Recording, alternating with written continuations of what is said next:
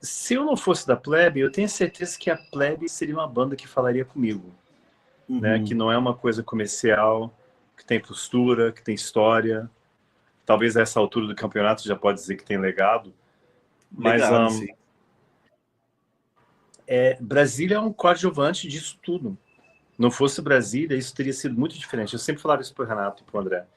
Não fosse Brasília, cara, assim, eu sempre falo isso. Se você tem algum ímpeto assim artístico, ele vai se manifestar de um jeito ou de outro.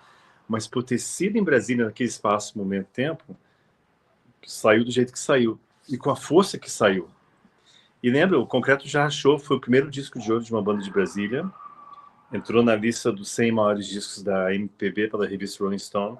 Da MPB, não do rock. Aí é fácil. Sim, Né? sim. Da Da MPB. MPB. A gente está ali com Novos Baianos, estamos aí com you name it, Mutantes, sabe? E é bacana isso. Assim, é um retrato de uma época.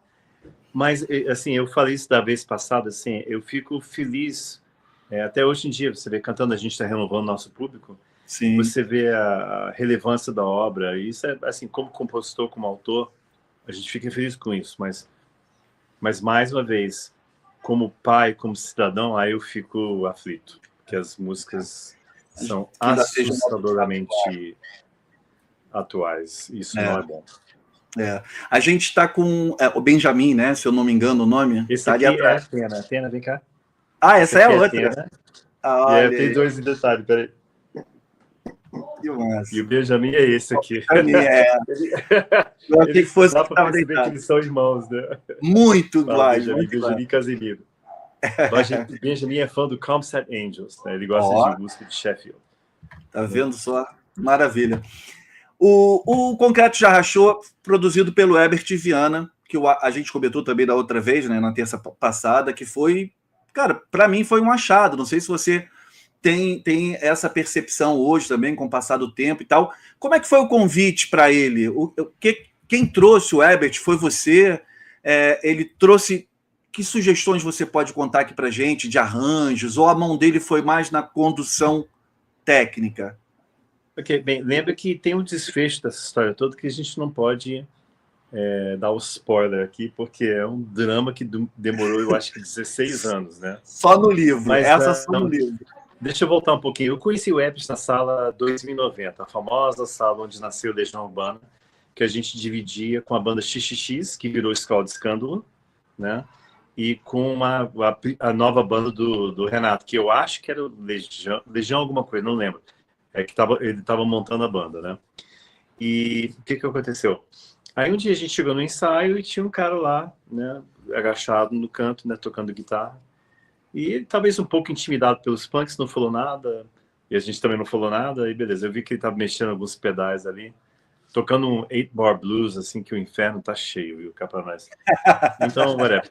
Aí depois eu soube que esse cara é de uma banda lá do Rio, para, sei lá, é a banda do Rio. Não conhecia, banda nova. O nome eu achei bobão, assim, não lembro o nome direito. E aí,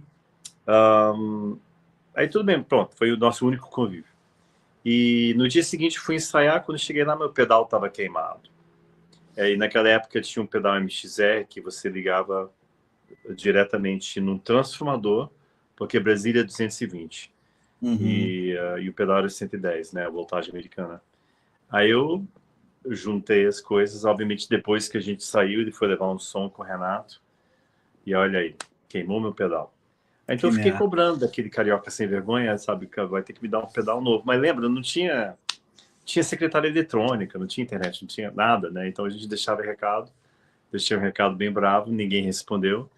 Aí apareceu no ano seguinte a gente tocar no Circo Voador e finalmente eu ia poder, né, enfrentar aquele cara. Neste meio tempo, o que a Plebe faz? A gente escreve uma música, aí os Paralamas começaram. Aí o nome já lembrei lá. Os Paralamas do Sucesso. Aí os Paralamas lançaram o primeiro disco, estavam fazendo sucesso, tocando na rádio. E eu ficava um pouco zangado, porque eles eram tidos de Brasília. E É, passava a ideia que o som de Brasília era mais, né, era mais bonitinho, que a contestação de Brasília, lembra? Aquela música, Qual é seu guarda, que papo careta, tô tirando chifre com minha... tirando chifre com minha lambreta. Que isso, cara? Pô, a gente é punk de Brasília, a gente tava proteção, que país é esse? Voto em branco, música urbana, até quando esperar. Aí tem alguém tirando chifre com a lambreta dele, a outra música de um tal de motoqueiro, que a prima estava lá, e ela falou, não é possível isso, né? Eu fiquei mais zangado ainda. A gente escreveu a música Minha Renda, sacaneando justamente. A gente ficou na dúvida, porque aí, com a banda ficando conhecida, os Paralamas, a gente ficou sabendo o nome do resto da banda, Bi Ribeiro e João Baroni. Então a gente estava na dúvida se fizesse assim. Já sei que fazer para ter grana e um nome, vou mudar meu nome para João Baroni. Já sei que fazer para ganhar muito dinheiro, vou mudar meu nome para o Bi Ribeiro. Eu já sei que fazer para ganhar muita grana, vamos mudar o nome para Herbert Viana. A rima do Herbert funcionou melhor. Aí ficou. Sim. Então tinha esse mito lá em Brasília, tinha uma banda sacaneando os Paralamas. E o primeiro show no Rio, no verão de 84, foi com os Paralamas. Olha só que loucura. Cara, eu conheço gente que daria o braço para ter visto isso. Plebe sem disco, Legião sem disco, e os Paralamas lançando compacto de óculos. Olha que incrível. No mesmo show. Incrível. Né? Aí eu desci lá para o Rio, assim, ônibus, né? Sem hotel, sem cachê, não tem nada, não tinha estrutura nenhuma, né? Sim. Aí, quando eu fui chegando, eu vi o Herbert de longe, né? Falei, finalmente vou enfrentar aquele carioca safado. Só que eu conheci o Herbert, ele estava agachado, né? Então, à medida que eu fui chegando perto do Herbert, o Herbert ia ficando maior, eu falei, caramba! Aí, parecia o Marty McFly com o Biff lá de Volta para o Futuro, né? Like, uou! Né? Sim. Aí o resto vai ter que aguardar para o livro, né? Mas, sim, obviamente, eu sobrevivi, né? Sobrevivi para poder contar a história, e ele produziu 3 discos nossos. Apadrinhou a Plebe. Só que ele ficava ligando. Aí, Legião, fui contratado em 85, capital, estava seguindo esse rumo em São Paulo, e a Plebe nada. E o Herbert ligava, não, pode ficar tranquilo, vai rolar, vai rolar. Mas você sabe como é que é a promessa de carioca, né? Então, a gente não levava muito a sério, assim. E, eventualmente, rolou. E uma coisa que eu falo no livro, assim, não é que o idealismo da Plebe, num país que não recompensa idealismo, foi recompensado. E a gente gravou e não mudamos uma vírgula sequer. E muito da mão do Herbert. Mas eu também acho que não ia deixar. Se começasse a chegar para a gente, tem que amassar o som, ou abaixar as guitarras, ou mudar a letra, eu, olhando para trás, da maneira que eu era intransigente, eu não teria acontecendo. É capaz de eu naufragar propositalmente o negócio do que o som da banda, né?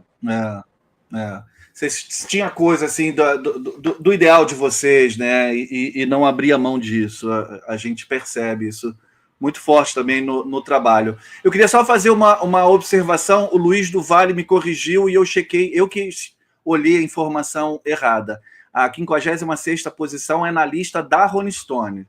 Nos 500 maiores álbuns brasileiros de todos os tempos, o Concreto Já Rachou está na 126ª posição. Obrigado, Luiz, pela correção. Então, só de curiosidade, qual é a 125ª?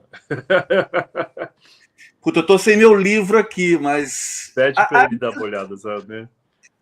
Eu estou sem o livro aqui, mas se de repente o Luiz do Vale está com o livro na mão, quem é o 125º? Cara, lista, eu adoro e odeio listas, assim, porque elas nunca batem realmente com o nosso gosto, mas eu acho legal de ler. Assim, é claro que quando a gente está bem na lista, a gente fica feliz. Antes da Rolling... Claro. E a Rolling Stone, bem ou mal, é a Rolling Stone, né? Sim. Sem dúvida. Felipe, o álbum... Desculpa, perdão. Mano, não.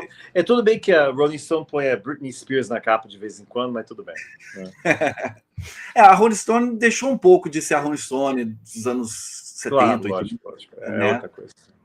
É outra coisa, né? Muito mais um produto do que um veículo de comunicação que tínhamos antigamente. Mas, enfim. O Concreto, ele nasceu rápido.